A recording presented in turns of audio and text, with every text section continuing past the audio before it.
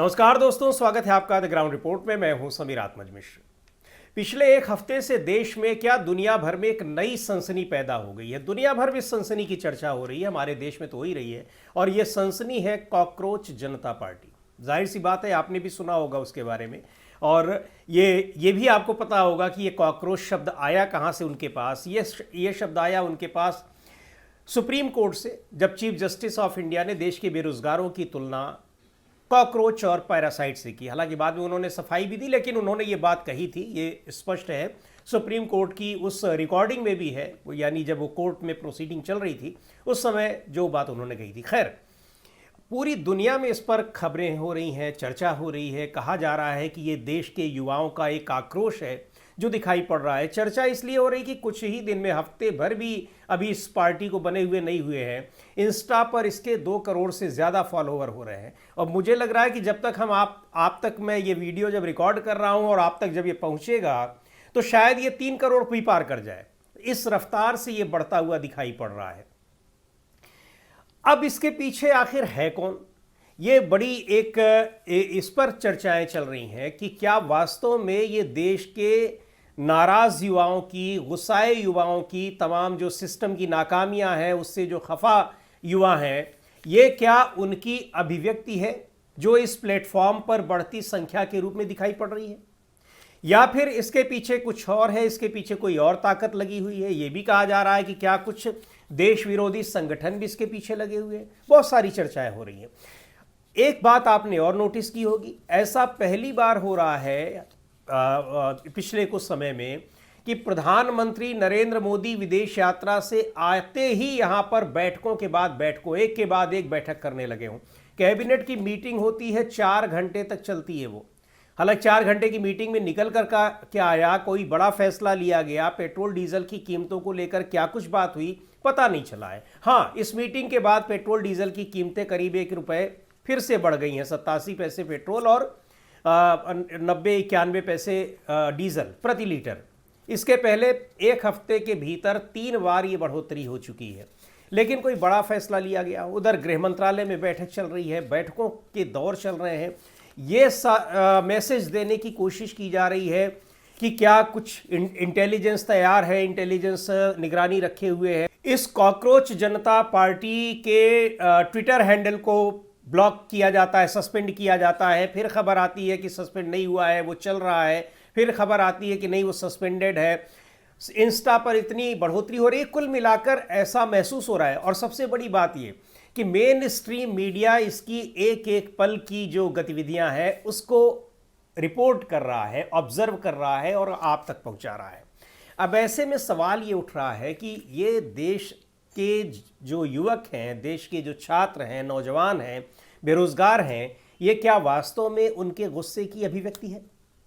इसको एक प्लेटफॉर्म के तौर पर पा रहे हैं और उसका जो एजेंडा है, जो इसके सोशल मीडिया साइट पर जो पोस्ट की जा रही हैं या इसकी वेबसाइट पर जो कुछ चीज़ें लिखी जा रही हैं, वेबसाइट भी बनी है, और तो और इस पार्टी में खुद को रजिस्टर कराने के लिए लाखों लोग अब तक आवेदन दे चुके हैं।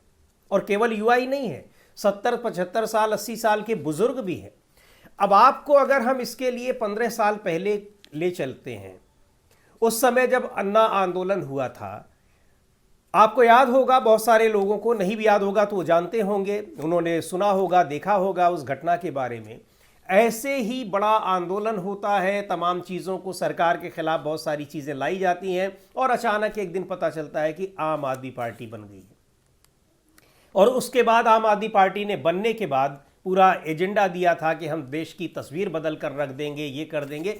और देखा क्या हम लोगों ने कि शायद उन्होंने भ्रष्टाचार और जो एक कहा जाए कि तानाशाही का जो रवैया होता है, वो दुनिया में, भारत में तो कम से कम उससे पहले किसी और सरकार ने नहीं रखा हो, यहाँ तक कि मौजूदा सरकार भी, चूंकि उनके पास तो एक ही स्टेट की गवर्नमेंट थी, दिल्ली की, और वहाँ भी उन्होंने किस तरीके का शासन किया ये सब लोगों ने देखा।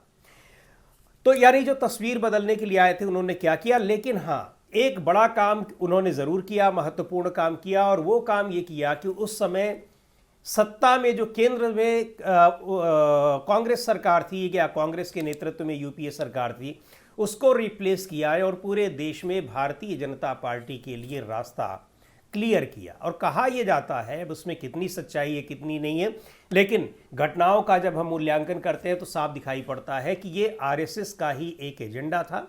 और आम आदमी पार्टी में बहुत सारे लोग जो पहले जुड़े हुए थे उनमें से ज़्यादातर लोग आरएसएस के थे, बाद में वो निकलकर बीजेपी में गए हैं। हालांकि बीजेपी में दूसरी पार्टियों से भी निकलकर लोग गए हैं, लेकिन दूसरी पार्टियों में भी आरएसएस के लोग हैं। ऐसा नहीं है कि वहाँ दूसरी पार्टियों में या कांग्रेस में, समाजवादी पार्टी आरजेडी में आरएसएस के लोग ना हो, तृणमूल कांग्रेस में ना हो, और यहाँ तक कि लेफ्ट में ना हो। लेफ्ट में कहा जाता था कि नहीं है, लेकिन अब ये दिखाई पड़ रहा है कि वहाँ भी है, या वो जाकर वहाँ पर बीजेपी में वो बदल सकते हैं, वहाँ जा सकते हैं।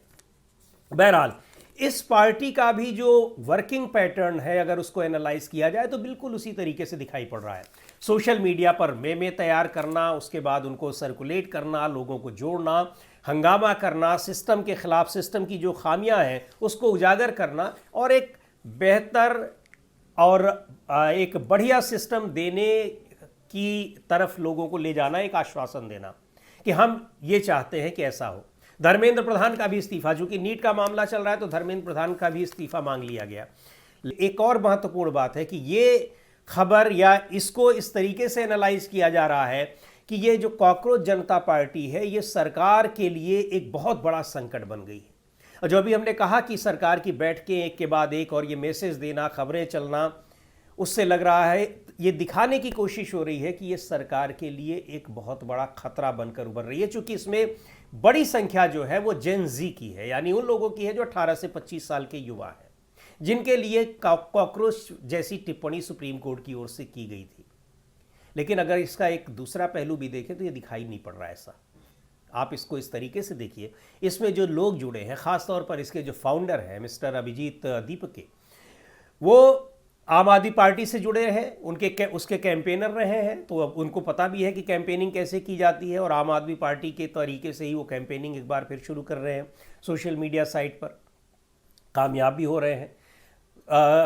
इंस्टाग्राम पर तो इतने फॉलोवर हो गए हैं कि बीजेपी जैसी पार्टी जो अपने को दुनिया की सबसे बड़ी राजनीतिक पार्टी कहती है, उससे दोगुने उसके फॉलोवर हो गए। तो खैर, वो उनका जो इतिहास है वो बिल्कुल उसी तरीके का है जैसे तमाम लोग ऐसे हैं जो आम आदमी पार्टी में रहे और वो बीजेपी के आलोचक नहीं रहे, वो कांग्रेस पार्टी के आलोचक रहे। यहाँ तक कि आज की स्थिति भी ये है कि 12 साल से बीजेपी सरकार में है, उसके बावजूद वो कांग्रेस पार्टी के आलोचक हैं, उनको बीजेपी में दिक्कत नहीं दिखाई पड़ती है। ये पार्टी या इसमें जुड़े हुए लोग भी कुछ उसी तरीके के बताए जा रहे हैं। हालांकि उत्साह में बहुत सारे युवा या बहुत सारे ऐसे लोग भी जा रहे हैं जिनको लग रहा है कि हाँ, युवाओं का एक संगठन तैयार हो रहा है और ये संगठन भारतीय जनता पार्टी को चुनौती दे सकता है या देगा, क्योंकि इतने दिनों की एंटी इनकम्बेंसी उसको दिखाई पड़ रही है। लेकिन एक बीजेपी भी इसमें होशियारी कर सकती है, ये हम दावे के साथ नहीं कर रहे, लेकिन ये बात बीजेपी ये होशियारी कर सकती है या हो सकता है इसके ज़रिए कर रही हो कि एक जो युवाओं का गुस्सा है उसको एक तरफ इधर मोड़ दिया जाए, सड़कों पर उतरने वाला जो गुस्सा है वो थोड़ा कम किया जाए, या जो महत्वपूर्ण जो मुद्दे हैं उनसे लोगों का कुछ ध्यान हटाया जाए। क्योंकि मुद्दे केवल युवाओं के ही नहीं हैं, देश से जुड़े मुद्दे हैं, महंगाई है और बेरोजगारी है और सारी चीज़ें हैं। कुछ इनमें सीधे युवाओं से जुड़े हुए हैं और कुछ बाकी लोगों से जुड़े हुए हैं। तो इन चीज़ों को डाइवर्ट करने के लिए एक किधर फोरम बना दिया जाए जो युवाओं की बात करे, युवाओं की बात करता दिखे।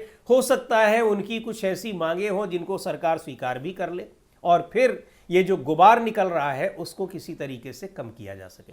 यानी एक सेफ्टी वॉल्व की तरह से अगर बीजेपी इसको इस्तेमाल कर रही हो, करने की कोशिश कर रही हो, या फिर उसी का ये प्रोजेक्ट हो, उसी की ये प्लानिंग हो, तो इससे इनकार नहीं किया जा सकता। क्योंकि अभी हफ्ते भर की जो स्थितियां हैं, परिस्थितियां हैं, इसका बनना, अचानक इसका आगे बढ़ना, अचानक इसके फॉलोवर्स रैपिडली ग्रो करना, वायरल हो जाना, उसमें लोगों का जुड़ना, और उसके बाद सरकार की रिएक्शन जिस तरीके से हो रही है, या और सरकार की ये मंशा कि इसको चर्चा मिलती रहे, मेन स्ट्रीम मीडिया इसको खूब दिखाता रहे, और मेन स्ट्रीम मीडिया दिखा रहा है तो दूसरे भी दिखा रहे हैं।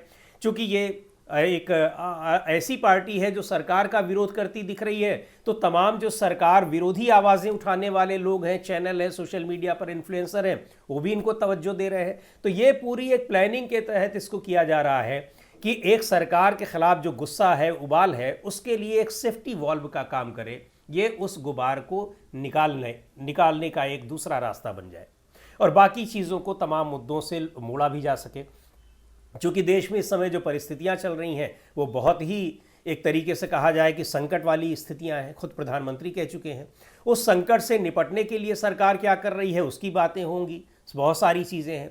तो जो लोग ये मानकर चल रहे हैं कि ये सरकार के विरोध में है, उनको इन पहलुओं पर भी देखना होगा कि क्या वास्तव में सरकार के खिलाफ ये काम कर रहे हैं।